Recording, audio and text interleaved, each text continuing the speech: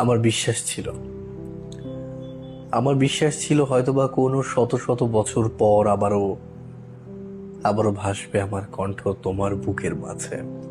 আমার বিশ্বাস ছিল,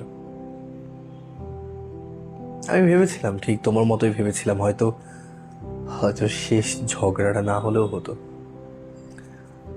হয়তো শেষবারের মতো রাগারাগিটা না হলেও হতো, হয়তো শেষবারের মতো ভুল বোঝাবুঝিটা না হলেও হতো, হয়তোবা।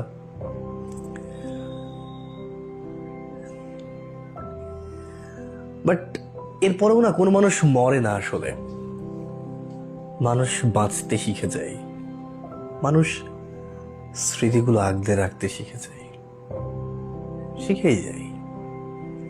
কারণ মানুষ তো অভ্যাসের দাস, তাই না? একটা বিষয়কে যখন মানুষ প্রত্যেকবার রিপিট করে তখন ঠিকই ঠিকই আগলে নিতে শিখে যায়। সে নিজেকে নতুন করে বাঁচাতে শিখে যায়, নিজেকে নতুন করে শেখাতে শিখে যায়, নিজেকে নতুন করে বোঝাতে শিখে যায়। একটা মানুষ সেও বারবার বলে কিন্তু যে 100 বছর পরে হলেও